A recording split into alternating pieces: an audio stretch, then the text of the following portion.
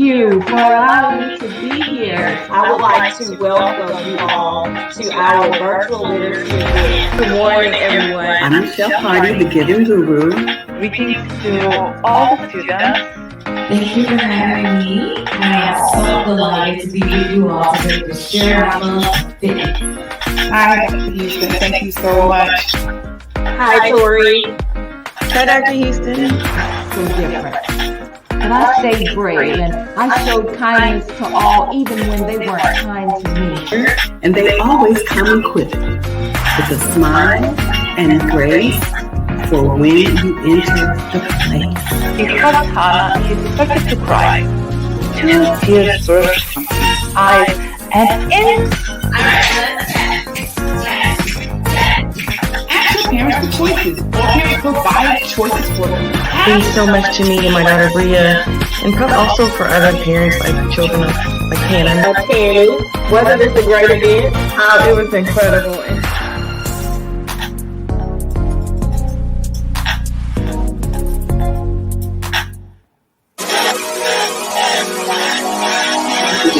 Sheka and Tammy on the Collaborative.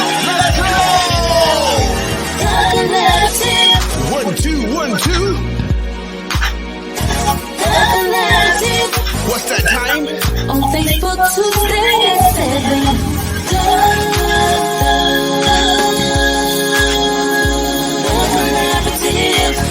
The Collaborative. Who we have? We have our leaders, we have our teachers and our parents, we have our authors. Story time at the end, solving problems in our education system. Phenomenal women. Join them on Facebook. On Facebook Tuesday at 7. The Collaborative. It's that time. You're with Sheka and Tammy. The Collaborative. Phenomenal ladies. It's educational. Here on the Facebook. The Collaborative. The Collaborative.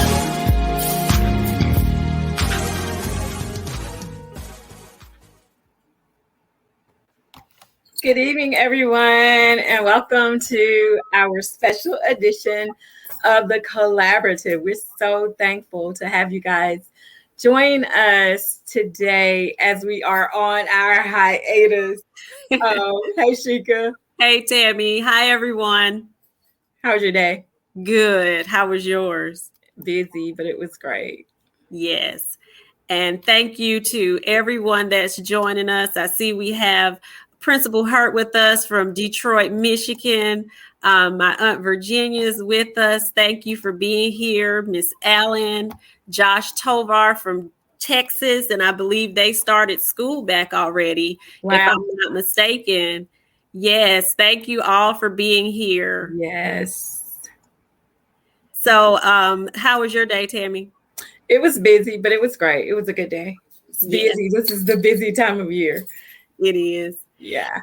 And if you all would, the collaborative is all about making sure that we're spreading the message of education and collaborating with parents and educators, everyone coming together. If you all would share this on your pages, invite other people to join in. We have had a couple of summer reading and summer learning episodes that have been very popular with educators as well as parents, because a lot of people really want to know how to make the best of this time while students are out of school, some of them. So we appreciate you all tuning in, and we are so excited to have a national expert with us today. We are very humbled and excited that Dr. Dickey is joining us today. So right before we bring him on, of course, our show is educational. So we always do on this day in history.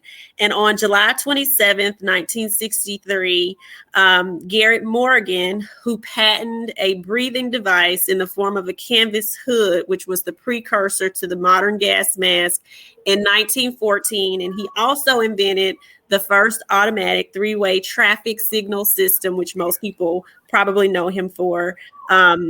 He died on today in 1963 and was from my hometown, Cleveland, Ohio, which some people can't tell by hearing me talk, but it's okay.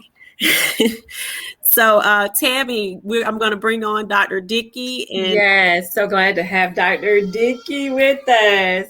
Hi, Dr. Dickey, and welcome. Hey there, Tammy. Please allow me to introduce you to our audience. I'm sure everyone is super excited to hear from you. And we are elated, and as Sheka said, very humbled to have Dr. Donyall Dickey, who is a nationally recognized authority on curriculum, instruction, and organizational development. He has a special emphasis on district improvement, and so we're super excited to hear all of the great things he has to share with us today. Unparalleled levels of student achievement and school improvement distinguished Dr. Dickey's 20-plus year career as an educational leader. He is a graduate of the University of Texas at Austin, Loyola University in Maryland, and George Washington University in DC, where he earned a doctorate in educational leadership and policy. Dr. Dickey has led just about every level in public education, and after a decade of successful site-based leadership, Dr. Dickey served as assistant superintendent and chief academic officer of the nation's 8th largest school district, and later as chief schools officer and chief academic officer of a prominent school district in the Southeast. In each case, his leadership resulted in record gains in student outcomes and state assessment scores, as well as significant improvements in organizational effectiveness. Currently, as the Chief Executive Officer and lead consultant for Educational Epiphany, Dr. Dickey and his national consulting team is in partnership with urban, suburban, and rural school districts in more than 40 states across the nation. Dr. Dickey and his team are a leading provider of standards-informed instructional materials for early and continuing literacy, the core content areas, as well as targeted professional development for teachers, school leaders, central office personnel, superintendents, state departments of education, and professional associations. It's such a pleasure to share with you guys. Dr. Dickey, thank you for being with us. Thank you, Tammy Taylor. Thank you, Dr. Sheka Houston, for the invitation. I wouldn't want to be anywhere else than with y'all today. Thank you. Yes, thank you so much. I first heard you at one of our SCASA conferences here in South Carolina at Myrtle Beach, and your knowledge of literacy was just really, it was great. It was something that was helpful. It was realistic. And definitely your story was just so relevant and easy to connect to. So we really appreciate you. And everyone that joins us on the collaborative, we always ask, what are you reading? Well, look, I have to admit, and you guys are going to, be upset with me because I'm the first person that's going to probably say this.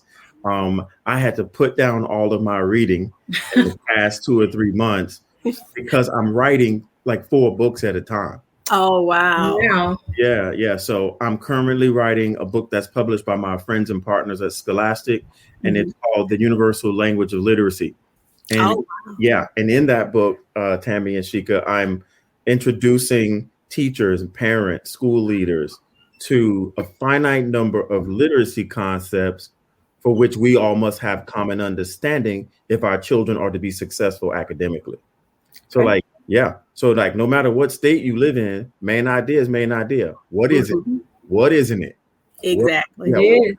What kind of inconsistencies do we have when we are asking kids to determine the main idea of a text? What kind of inconsistencies do we have as adults rolling around and not thinking that we transfer to kids?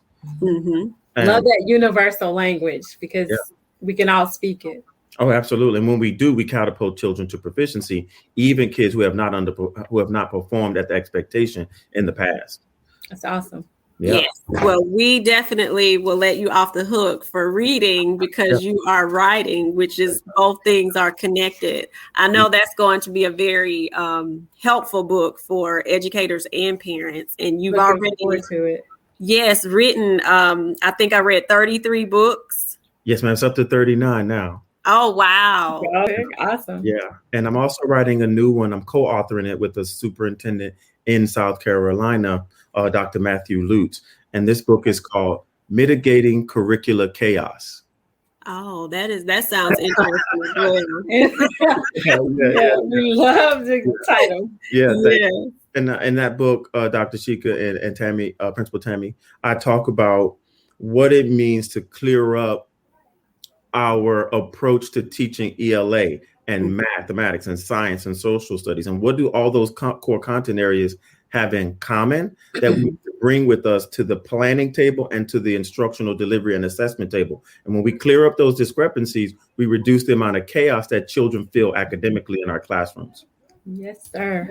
All of that sounds awesome. Definitely. Thank you. One of the things that we try to help parents and educators to address are some things that they have challenges with, and sometimes that's engagement. So with all of our guests, we do a little would you rather game just so everyone can get to know you. This is Would You Rather reading edition. Okay. So would you rather be a nonfiction book or a fiction book? I'd rather be a nonfiction book. Nonfiction for me too. Yeah, absolutely. I don't have anything against plays, poems, and stories, but I'm not a nonfiction kind of guy. Me too. What about you, Tammy? Probably, I like the informational nonfiction. Okay. Tammy normally doesn't play the game, right? I don't play well.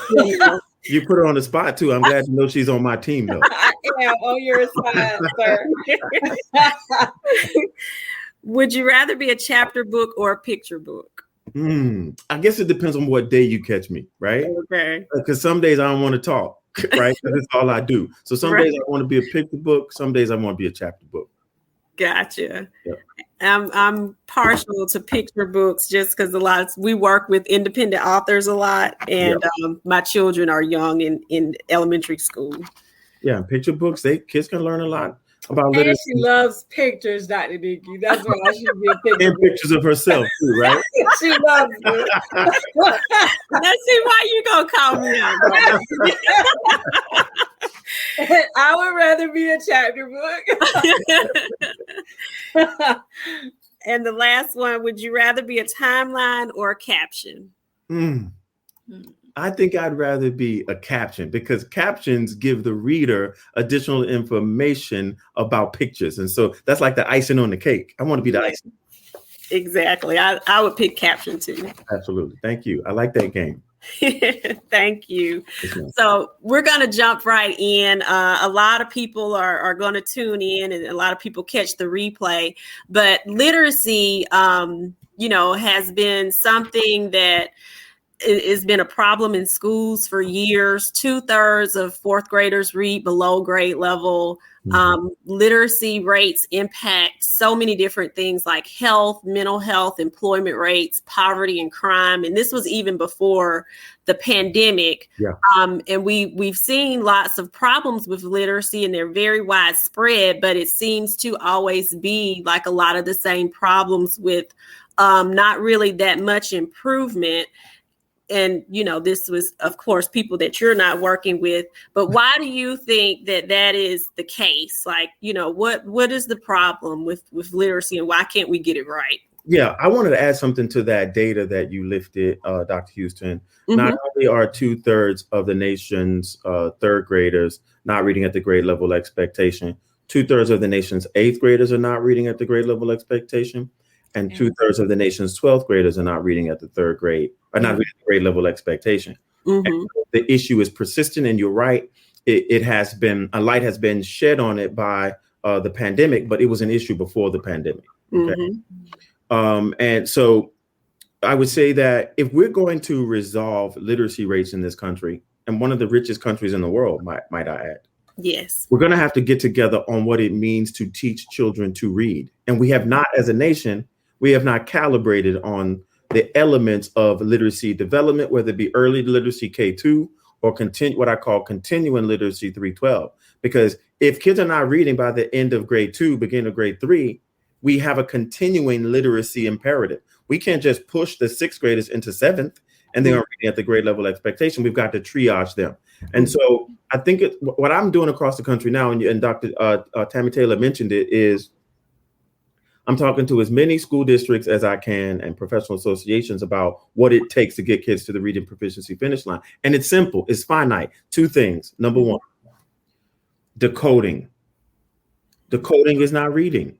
Decoding is step one in reading. And so what does decoding mean? Decoding means, I see Principal Kafele just came in. Hey, Kafele. Yes. Principal Kafele. That's my role model. Okay. And so, ours too. All of us. Absolutely. And so if we want children to read at the grade level expectation, we've got to resolve their decoding issues. And decoding is simply stated, it is the relationship between the smallest unit of writing and the smallest unit of sound.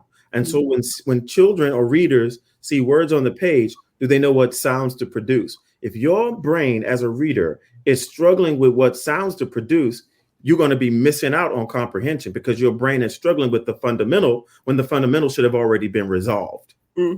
Okay. And so we've got to teach everyone in our students' instructional ecosystem how to teach children how to decode.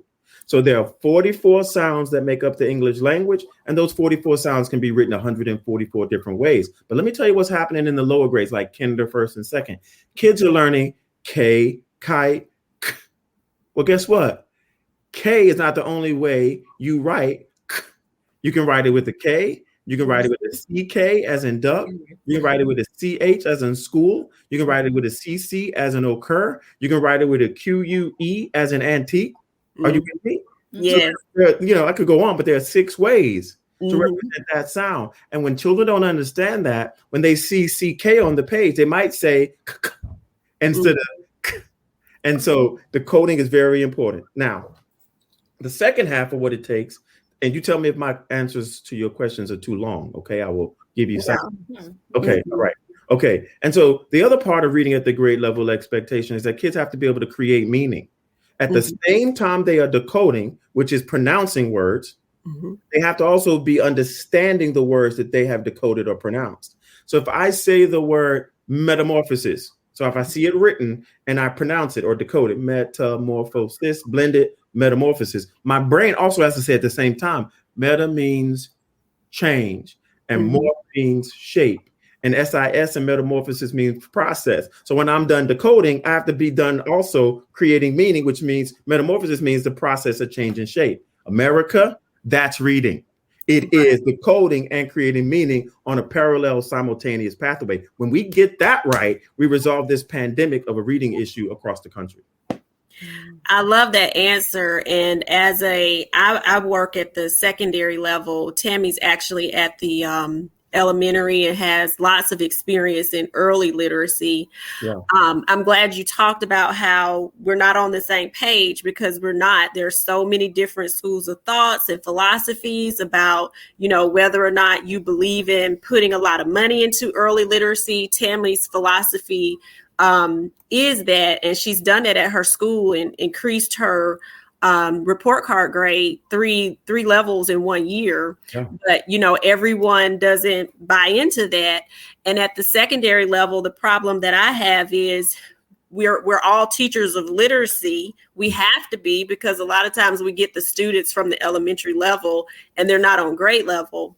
But how do, at the secondary level, when we get these students, how do we get teachers to buy into, we are all teachers of literacy, even though a lot of them feel like, well, this is the age where students should be reading to learn. I shouldn't have to be teaching them to read. But I mean, we have to meet students where they are. How do we get teachers to buy into that? Mm-hmm. And how do we train them? Because many of them weren't trained to do that at the secondary level. Sure. So look, teachers are overwhelmed with this school of thought versus that school of thought, this program, that program, start this, stop that. Okay. Mm-hmm. So first of all, let us just acknowledge that we have put teachers on yo-yos. Okay. Let's acknowledge that. And they are better. Okay. Mm-hmm. And, Sean Hurt says that he's on the call with us today. And he's saying that every teacher in the country needs to hear this. That's my hope. Or I'm like Moses crying out in the wilderness. Okay. Mm-hmm. All right. So let me answer your question, though, Doctor. So how do we train teachers? First of all, I'm in Texas today training a group of teachers in Northwest Independent School District. Mm-hmm. And they said to me after I introduced them to the 44 phonemes and the 144 graphemes or ways to write those sounds, sir, I did not know that I did not know this myself. So in order for us to, get teachers to change or amend their practices, they've got to first be aware of this science of reading. Mm-hmm. Because once you understand the science of reading, the art that you bring to teaching reading is your individualistic approach to serving kids. So there's the science, which is the nuts and bolts, and then there's the art, how you do it in service to kids. And I would say that once people understand better, they do better in service to kids. So let me say this to give you a more nail on the head response to your question. Mm-hmm. Many people will say this: my students read below grade level. So we know that. And the more impoverished you are, the greater likelihood that you're going to read down here. Mm-hmm. 95% of all students with disabilities read below the grade level expectation. Y'all, that's criminal. Yes. Okay. And so what do? In real time, folks who understand the science of reading, which means phonemes, graphemes, creating meaning, sight words, word parts, and the role that they all play in service to getting children to the reading proficiency finish line, they're going to recognize that kids read below the grade level expectation, but they're not going to bring the text down for kids. They're going to bring children up to the text. Mm-hmm. So what do I mean by that? So if kids are reading, if the text is up here, grade level text is up here at their instructional reading level, but kids are reading down here at their own personal independent reading level, the mistake that many of us make in public education is we bring the text down to their independent reading level when we should bring kids up to the instructional reading level of the text. And how do you do that? You do that through point of use annotation of the text, which means what? Don't let kids read the text and we know they can't pronounce the words or decode the words, and they don't know what the words mean in the text. Because when kids are locked out of grade level text, they're locked out of background knowledge. Mm-hmm. They're locked out of content area knowledge, and they're locked out of higher order thinking opportunities. And so what do? Let's say we're going to be reading, I don't know, the Gettysburg Address in a 6th grade classroom, and the vast majority of the kids in that classroom are reading below the grade level expectation. What do? Have kids scan the text and circle words they don't know how to pronounce or decode, and they don't know what they mean, and then deal with it. And when you deal with that, then the kids can have access to the grade level text and the grade level thinking and the background knowledge. Right. I love that, Dr. Dickey, and I love how practical you make the work that you're doing with the teachers and administrators and superintendents across the country, relevant to what it is they're doing. And I know that this is probably something that you'll speak to later, but it's just one of those things that it helps to have someone who is a practitioner and can speak to what needs to happen, because sometimes principals and district leadership, they get so concerned about the gaps that we see and how far the kids are behind where they need to be, and that instructional gap creates anxiousness in them, so they look for a program that can solve the problem. When what they really need to do is kind of invest in the principles that you're talking about right now, because pre-teaching text isn't something that everybody believes in, but it's a necessary component for students who don't understand or have that background knowledge, so that you can go on and level the playing field. And once that level set has happened, that leverage for being able to get them to understand is there. Yeah. Can you talk just a little bit about maybe, and you don't have to do it now, but before you end tonight, just kind of talk about some of the resources that you have, because it doesn't always have to be a program, because That's right. Programs are designed sometimes to be followed as the program, but sometimes what they need is just the practicality of what you're trying to say to us that needs to happen in each class. Well, let me say this. Public education, Tammy, Sheka, and to the listening audience, public education is over-programmatized. We don't need another program. I agree. Because here's what we're doing, y'all. We're buying piles of stuff.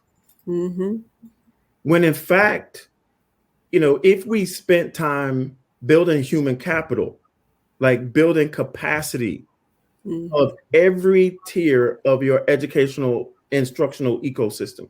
So build the capacity of the paraprofessionals, who sometimes are stronger than the teacher of record. Yes. Okay. Full of them. That's right. And that's not a swipe at teachers. That's a credit to paras. It is. Okay. Okay. So build the capacity of your paraprofessionals. Strengthen their capacity, address their critical weaknesses, build the capacity of the classroom teacher, address their critical weaknesses, build the capacity of the teacher leader, because some of our teacher leaders, I don't know how they became teacher leaders. Are you with me? Because they're learning alongside of the people they're supposed to be coaching. There's nothing wrong with being open to learning, but if you are a teacher leader, you should be studying to show yourself approved, a workman worthy of his or her hire. Y'all know where I come from. Okay. All right. So amen. Okay.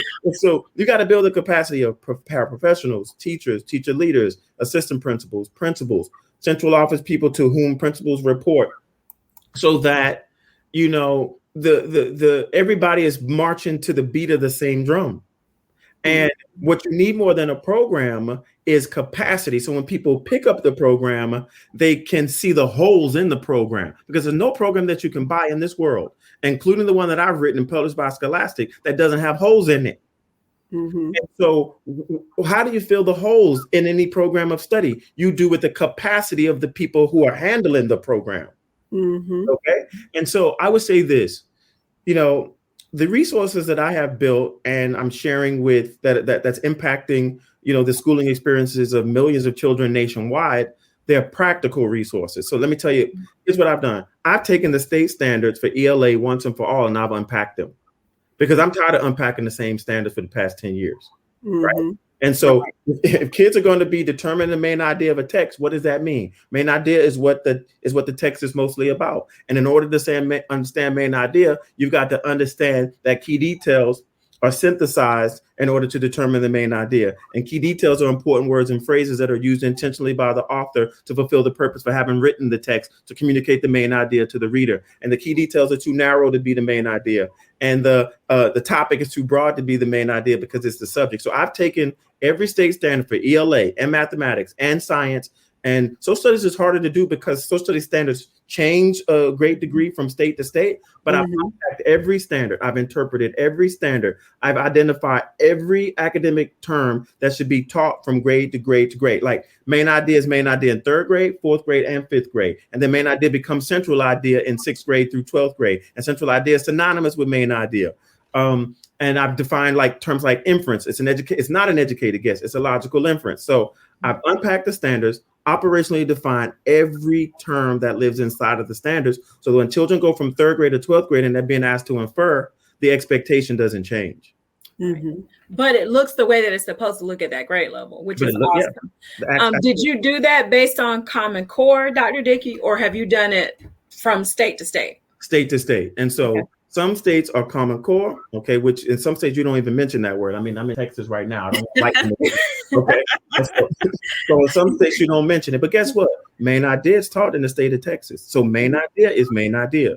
So I've done it for Texas. I've done it for Common Core states, and I've done it for non-Common Core states who are Common Core like but don't want to admit it. Right.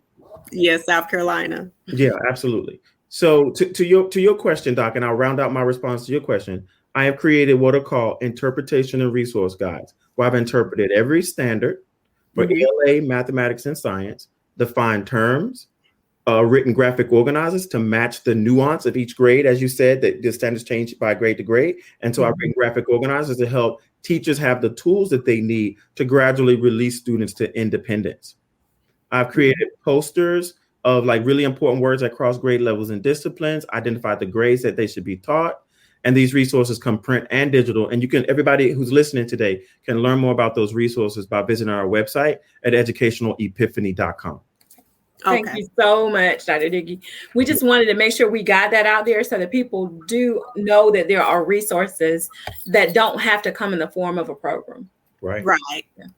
And that what you talked about, just the science of reading, I think that is so important. And the fact that you've already done a lot of that work, which, like you said, teachers are burned out. That would save them time so they can really work on the work. So I think that's awesome. Yeah, absolutely. Yes, ma'am. My pleasure.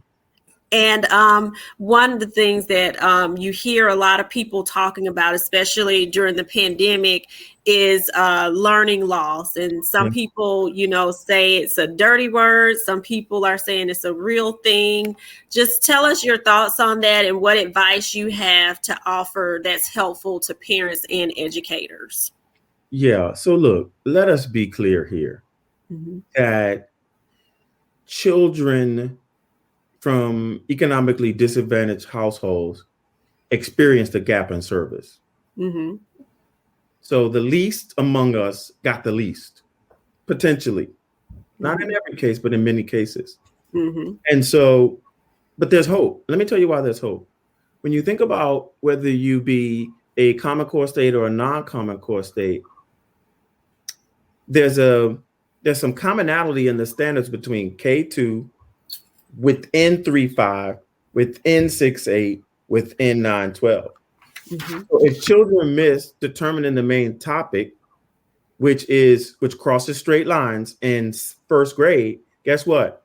Determine the main topic of a text reappears in the standards in grade 2. So they had a gap in service in grade 1, but don't worry about it because the same standard is coming back. Right.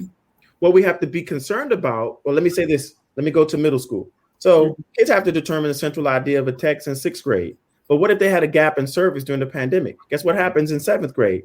Central idea comes back again in 7th grade. Okay. But I think what we have to be concerned about is the gap between grades 2 and 3, 5 and 6, 8 and 9, because that's when the standards change the most. So the ELA standard, the math standards, the science study standards, there's sort of like a cognitive ascension between 2 and 3, 5 and 6, 8 and 9. And so if kids were sort of like, I don't want to say the word recipients, but if they were impacted, by the pandemic and the gap in service, when they come back in 6th grade, you want to pull some of the things that we know they missed in 5th grade because they don't port over into 6th grade. That's how you solve it. Yeah, and one of the things that we did at my school, Dr. Dickey, just so that we could try to combat that gap that we knew we would come back to between 2nd and 3rd grade, is I looped up my 2nd grade teachers with their kids to 3rd grade this year. So I had 2 teachers in 3rd who came down to 2nd so that those 2nd grade teachers could go up. That's right. With their group, so that we can hopefully see a continuation of the learning rather than that period of stalemate where they're trying to figure out what they need. Only a practitioner would know to make such a move. And she is an awesome practitioner. Thank you.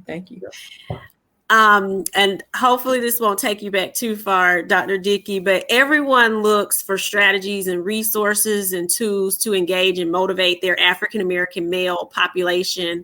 And I saw that your dissertation, Resilience in African-American Males, was something that you researched. What strategies have you found to be helpful for educators for that area, for that population of students? Yeah. Sure. Look, I interviewed over the course of a school year, middle school African-American boys. Mm-hmm. And, I had my semi-structured interviews, which are like pre-prepared questions. But they taught me something about education that I didn't know. And I've been in education for many, many years. Mm-hmm. And they just talked to me in plain English. And here's what they said to me. We like the teacher to teach us something and then back off of us.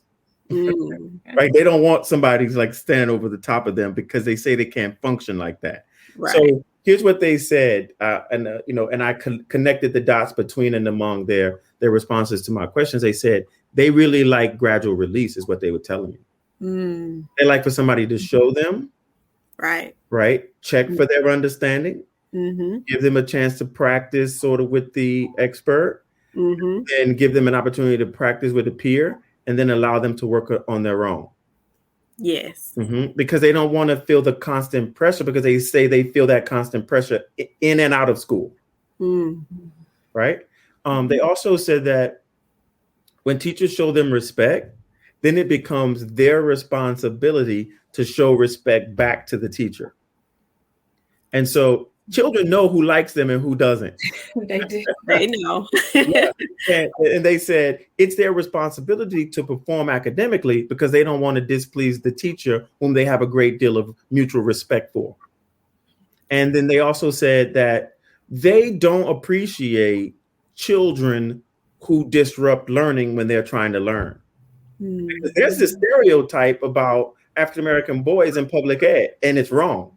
that they may be disinterested, unmotivated. It's not true. You've got to connect to their heart. And when you connect to their heart, then you can connect to their minds. Exactly. Exactly. Thank you for elaborating on that. And you have consulted with educators and districts nationally in urban and suburban areas, as well as rural areas. And Tammy and I are in rural South Carolina, which you talked about misconceptions. A lot of times people don't understand that rural areas suffer sometimes even more so than urban areas. What effective strategies have you seen work in rural districts, or recommendations that you can make that will help us move the academic needle for students? Yeah, I would tell you, this may sound strange and you may think, well, what's the difference between suburban and urban when I make this remark? But I find that when I do demonstration lessons for teachers and administrators in rural areas, people, we expedite improvements in how kids are being served academically. It's the demonstration lesson that has the most impact I have found in rural areas, because it's one thing to tell people what you want them to do in the classroom, but it's another thing to show them. Because here's what I found. There are 4 kinds of pushback. Y'all I'm answering your question, but I'm just going to go, around the mulberry bush. Yeah, go. So when teachers don't do what administration wants them to do, right? Mm-hmm. We could be misreading the teacher. Mm-hmm. Okay, because some pushback is 4 types. This is type number 1. I won't do it. Mm-hmm. And those people, they're so politically connected. And I'm not just saying teachers won't, I'm saying administrators may fold their arms and say, I'm not going to do it. Mm-hmm. So those folks are so politically connected that they don't follow the leader because they know they're connected and they don't always have to do what the leader is asking them to do. And sometimes they say, well, I heard you're not going to be here anyway. I'm going to wait you out. I'm not going to do it. Mm-hmm. Mm-hmm. Now, the second kind of pushback is, I will as long as you're looking. Like, people will do what you expect them to do instruction as long as they know you're coming around and take a look. Right. Mm-hmm. And then the third kind of pushback is, I will if you show me. And that's the demonstration lesson. And that's 90% of the people in your buildings. Mm-hmm. They will do what you want. Teachers will do what you want them to do if you just show them. Right. Okay? And then the final group is, I can't. Mm-hmm. Their pushback looks like they won't, but actually they don't have the capacity to do it. Right. And maybe they're in the wrong seat on the bus, and maybe they're teaching kinder and they need to be teaching fifth because they don't have the capacity to do the fundamental work around phonics and phonemic awareness, word work, and fluency and comprehension. And so if you develop that person from sun up to sundown, they won't be able to meet your expectation because they don't have the capacity to do it. And so you cannot treat all 4 of those categories the same way. The person that will do it if you show them, you got to show them, you got to give them support and hold their hand and then come back and check on them and co-teach with them. But the person who won't do it, they're dangerous to children and they should be separated from public education. Agreed. Yes, definitely.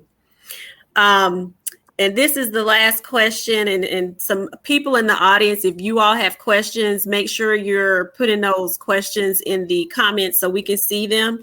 But Dr. Dickey, you have a wealth of experience from an English teacher, assistant principal, regional superintendent, and now the CEO of Educational Epiphany that is doing wonderful from us following you and just seeing, how much you're helping educators around the country.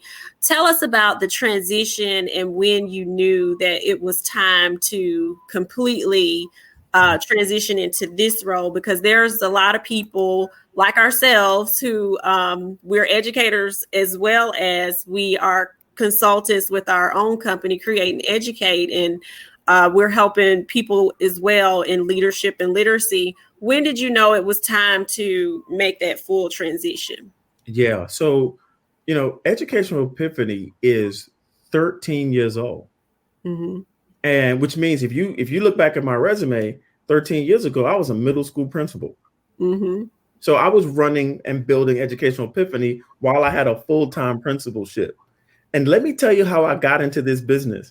My superintendent said, hey, Doc, well, I wasn't Doc at the time. Hey, Dicky, what did you do? I mean, you got the most significant gains in the entire state. You outgained more than 3,200 schools in the state of Maryland. What did you do? And I said, well, I did this, I did this, I did that. He said, well, I got a friend in Vegas. I want you to go show her.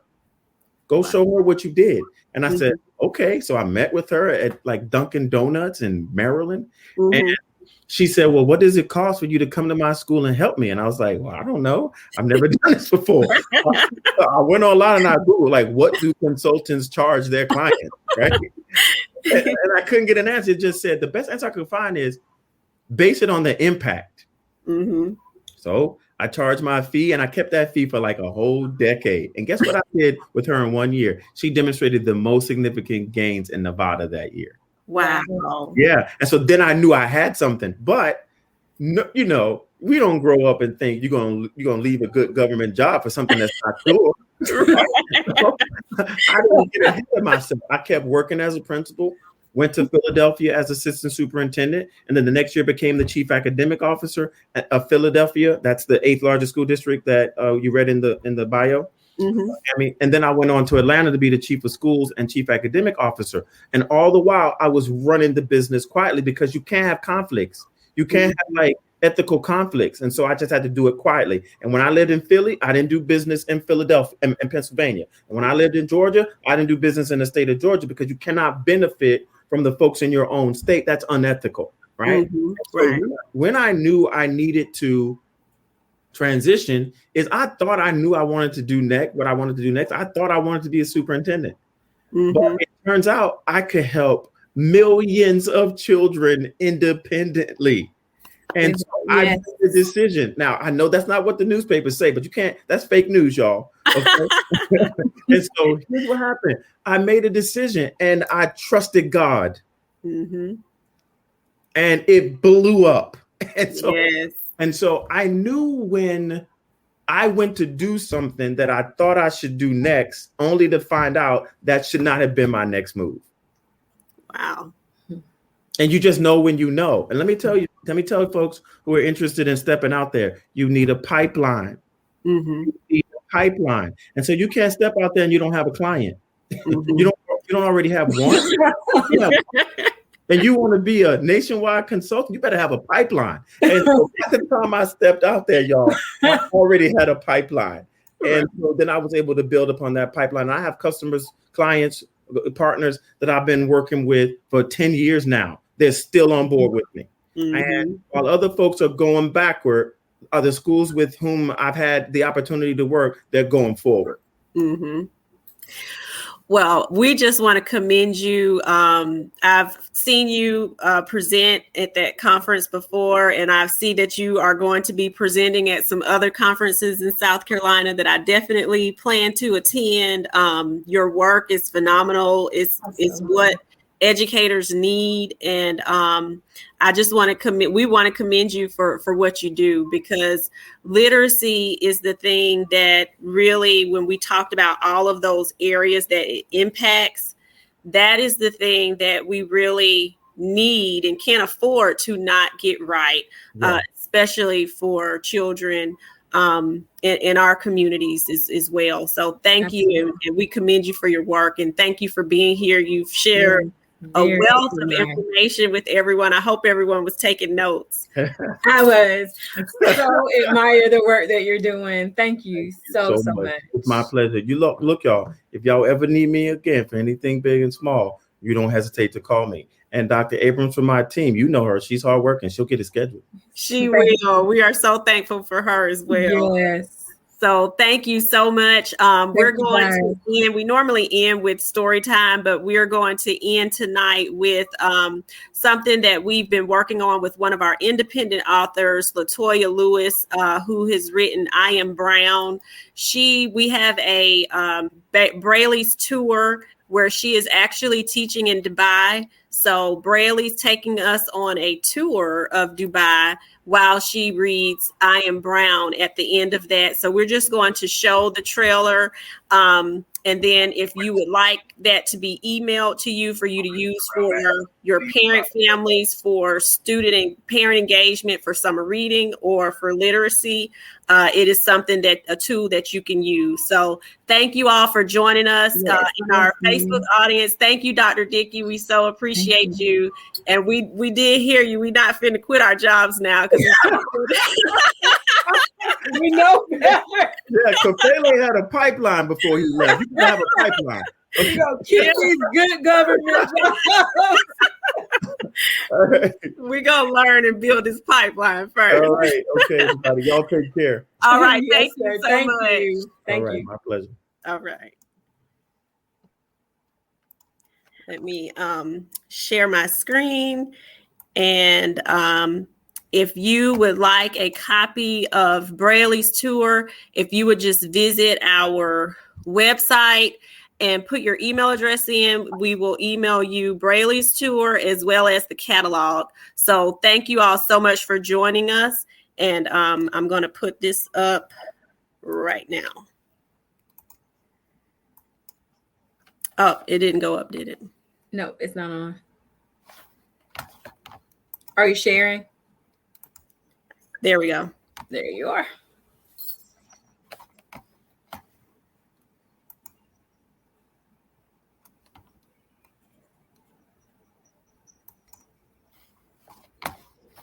Okay, let me try it one more time from here.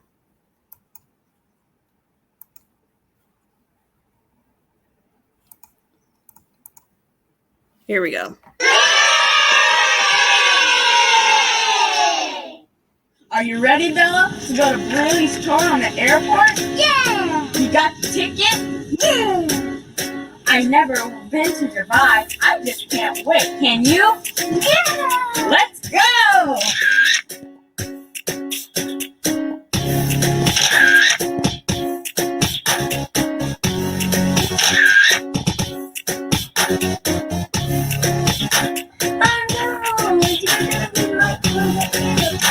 Oh yeah, look at the time on the card. We have to be there now. Come on, Bella. We have to run there. Let's go!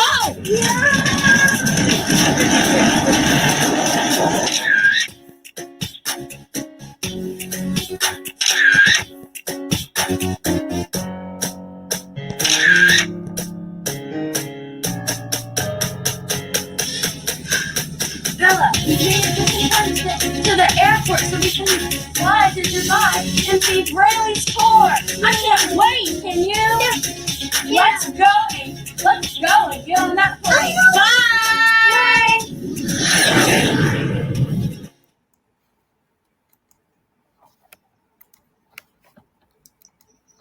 So if you would like a copy of Brayley's tour, exposure for children is very important. Two of our guests that we had on previously talked about living abroad and just exposing children to possibilities and letting them see those landscapes is something that is eye-opening for them. So if you would just visit our website, we'll put that in the comments, and we'll email you the copy of Brayley's tour that you can use for parental engagement as well as student engagement.